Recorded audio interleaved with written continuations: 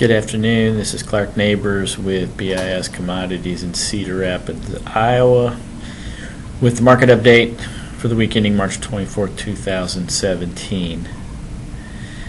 Pretty tough week in the markets this week, led mainly by pressure in the soybean complex, especially late in the week. For the week, May beans down 25 cents. November beans were down about 16 cents on the week.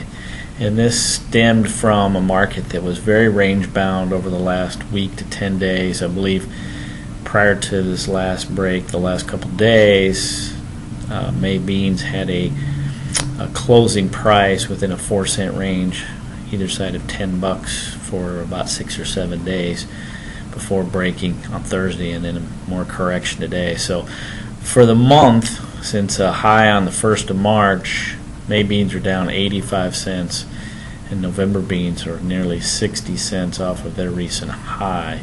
Keep in mind that November bean market highs were up in that 1030 to 1035 area, which is an area the market tried to breach several times and couldn't pass through. Corn for the week also down, not quite as heavy as the beans, down 12 cents on the May, 10 cents on the December. For the month of March, or since that March high, May corn down 27, December corn down 22, and July wheat, which wheat continues to struggle along with the rest of these grain commodities, down a dime for the week and down 30 cents for the month of March so far. Commitment traders came out this afternoon.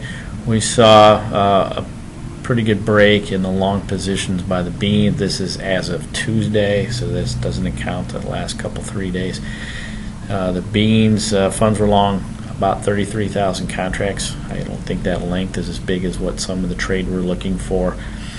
And in corn, they're short 77,000 contracts. Only 2 weeks ago, funds were long about 80,000 contracts of corn. Now they're pushing being short 80,000. So we've seen a big shift in managed money in these markets over the last few days. Now, the driving force of these grain markets, number one, as we progress through the growing season and harvest in South America, it almost seems like on a daily or weekly basis, the South American production number continues to slowly increase. We had an uptick in Argentina yesterday on estimates. We'll see here in early April what the USDA's latest numbers are, but that continues. Harvest progress is going in good shape, especially in Brazil on the soybeans, where Mato Grosso is like 95% complete. Most of the rest of South America, Brazil as a whole as a country is pushing 70% complete. And we're in that major transition time now where the world market, especially the Chinese importer, starts transitioning that imports from the U.S. to South America, and that will be a huge shift as we typically see this time of year every year.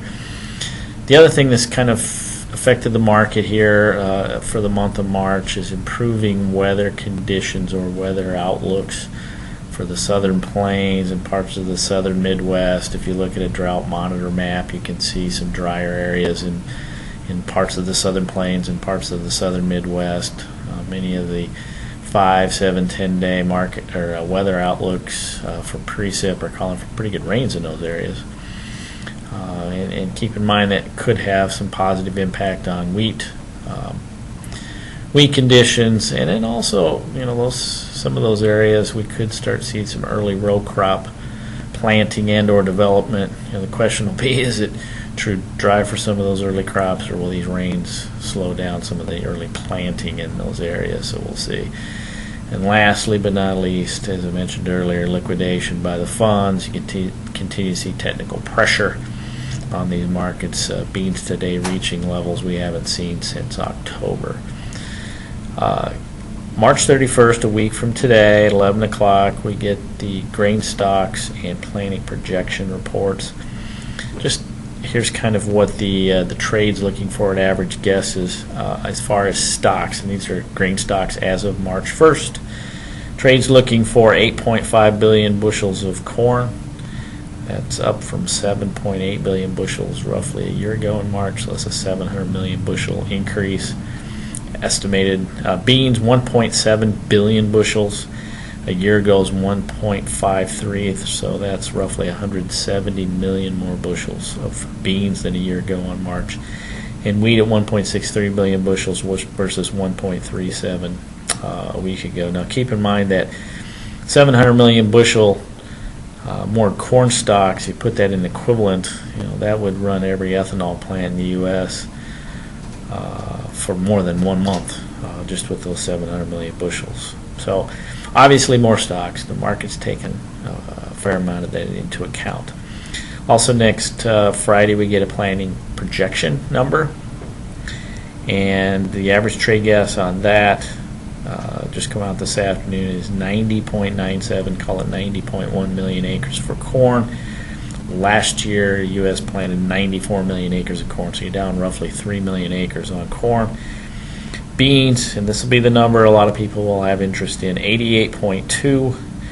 That is compared to 83.4 billion bushels a year ago, so almost a 5 million acreage increase in bean acres is what the average trade guess is. So next Friday's report could have some, give us more direction in this market. We'll see. The last thing I guess I would bring up on the grains is we continue to see very light producer interest, very light producer selling. That seems to be helping the basis on corn. I noticed this afternoon corn basis has firmed up a little bit with these weaker markets trying to track more bushels. I don't know if the basis is going to get substantially higher because we all know there's a lot of supply to move as we talk about in the stocks. But short term, right now, not much is moving.